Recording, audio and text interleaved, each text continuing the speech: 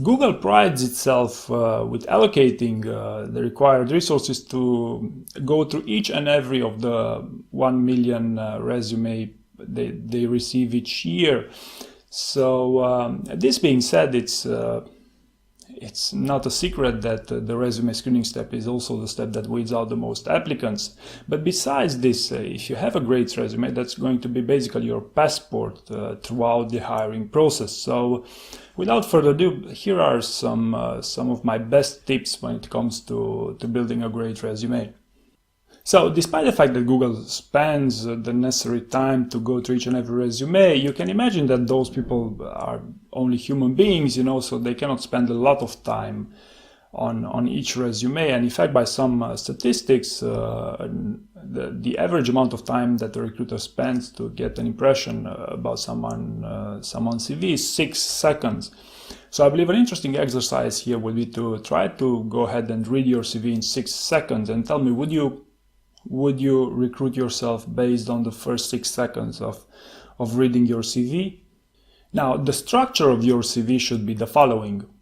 Start with your education, work experience in reverse chronological order, project work, awards, leadership experience, and extracurriculars.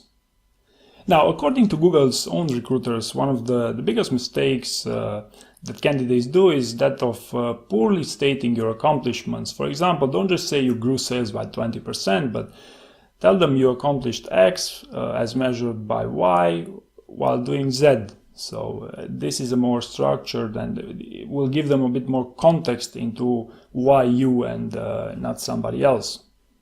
Next, despite the fact that Google doesn't require cover letters, they do allow them. So I believe this is also a great way for some of you to make your case. And here are 2 examples that I found the most interesting. And finally, here are some more nuggets directly from Google's websites with a bit of translation from my end.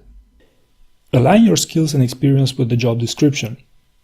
This means to be sure you check for key traits of the ideal candidate and try to emulate them into your CV. My advice would be not to try too hard here because you risk making it sound dumb. Number 2, be specific about projects you've worked on or managed. What was the outcome? How did you measure success? Now on this one I developed in the second section to prepare for the behavioral questions.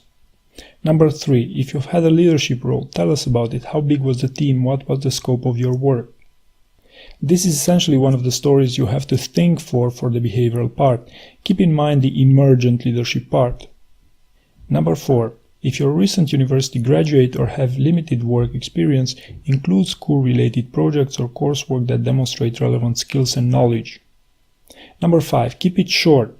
If there's additional information like a portfolio we need during the hiring process, your recruiter will work with you to collect it. And finally, this should really go without saying, and while typos won't disqualify you from the process, they will make an impact if you have them on your resume. So please triple check for typos, and ideally have one of your friends to review it for you. Now, the best way to pass the initial screening stage at Google is by far to get a referral there. This basically means to get somebody that currently works at Google to recommend you. And I even heard that Google has a rule of replying within 48 hours to any such applicants. Now, I understand this might not be for everyone, but this is by far the best way to maximize your chances to get a job at Google. Now, the next obvious option is to apply through their jobs website. And to be fair here, it's an excellent jobs website. It's very concise, and Google's has a very good history of being good at hiring and at recruitment marketing in general.